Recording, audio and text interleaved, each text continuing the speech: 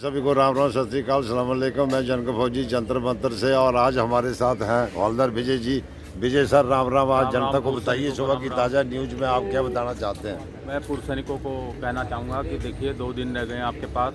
एक बड़ा कार्य करना है और मिलजुल कर करना है, क्योंकि एकता ही हमारी पहचान है। ये हमने पहले भी कई बार किया है।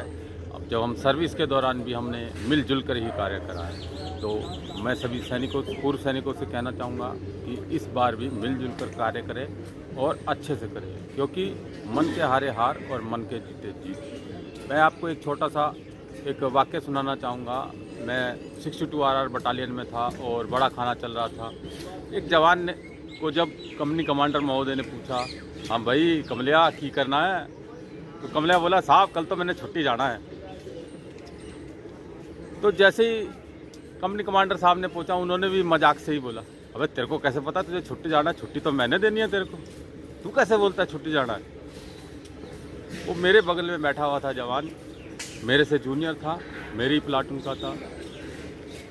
वो इतना भावुक हो गया कि उसकी आंखों से आंसू गिर गए। मुझसे देखा नहीं गया, तो मैंने साहब को बोला, साहब एक बात कहूँ? तो सबसे पहले साहब ने यही बोला, विजय तू अब दिल पे मारेगा? मैंने कहा साहब देखिए, इंसान को 2 तरह से मृत्यु होती है। एक तो मृत्यु हो जाती है, लेकिन जब आस टूट जाती है ना साहब, तो वो मृत्यु ही होता है। तो कृपया मेरी आपसे निवेदन है कि किसी की आस ना तोड़े। तो कंपनी कमांडर महोदय के वे वचन थे कि कमलिया भाई धरती इधर से उधर हो जाए, लेकिन आप कल छुट्टी जाएंगे तो जाएंगे, सीओ मना करे चाहे हाँ करे, लेकिन आपने कल छुट्टी जाना है, तैयार रहिए। तो देखिए कि अपनी आस को नहीं तोड़ना है, क्योंकि जब तक आस है सब तक सांस है। और मैं सभी सैनिकों से कहना चाहूँगा, मिलजुल कर कार्य करें। 1 तारीख रेल रोको आंदोलन और काला दिवस, मिलजुल कर इस आंदोलन का साथ दे। नमस्कार।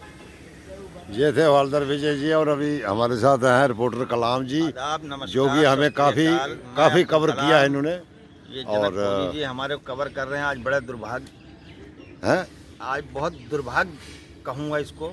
आज 313 दिन हो गए पूर्व सैनिक जंतर मंतर की धरती पर बैठे हुए हैं और बड़ी डिसिप्लिन तरीके से अपनी मांगों को मांग रहे हैं। सरकार को अलग अलग तरह से ज्ञापन दिया, जागरूक किया, सर हमारी मांग है मान लो।